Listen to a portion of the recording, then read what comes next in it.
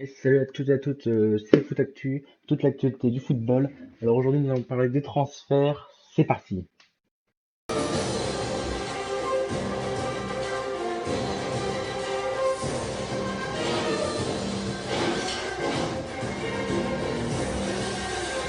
Alors en premier transfert, nous avons Nabil Fekir qui a été transféré au Real Betis avec son frère Yacine Fekir.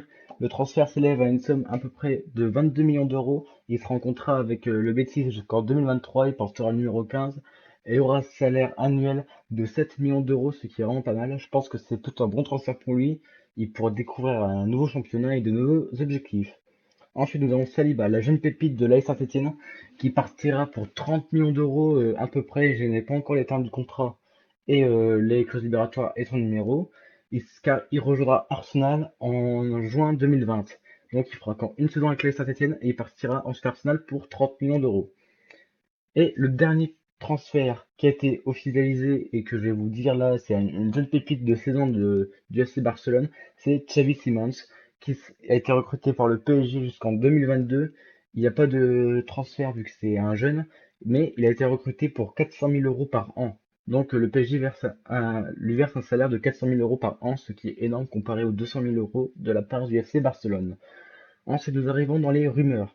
Les rumeurs où nous avons Milinkovic-Savic qui pourrait partir à Manchester United pour 75 millions d'euros. Son agent est parti aujourd'hui à Manchester pour aller négocier et finaliser les termes du contrat avec le club mancunien. Donc, on devrait avoir l'officialisation d'ici 2-3 jours. Ensuite, Idrissa Gueye, qui a une valeur de 25 millions d'euros et qui est approché par le PSG depuis janvier, non, janvier, pardon. Et du coup, il serait proche de signer au PSG cet été. Enfin, nous avons aussi Nicolas Pepe, où son agent a pris contact avec Naples aujourd'hui avec Carlo Ancelotti. Rappelons qu'il a une valeur de 70 millions et il y a déjà des premiers termes de contrat qui ont été finalisés avec un salaire de 5 millions d'euros par an et une prime à la signature de 5 millions d'euros, ce qui est énorme pour un joueur comme ça. Et l'offre sera à peu près 60 millions d'euros, plus le milieu droit de Naples, je ne me souviens plus de son nom, excusez-moi, je ne l'ai pas noté. Mais voilà, donc un 60 millions d'euros plus un jeune joueur qui est très prometteur. Je pense que c'est un très très bon transfert pour lui et j'espère que ça va se faire dans les prochains jours.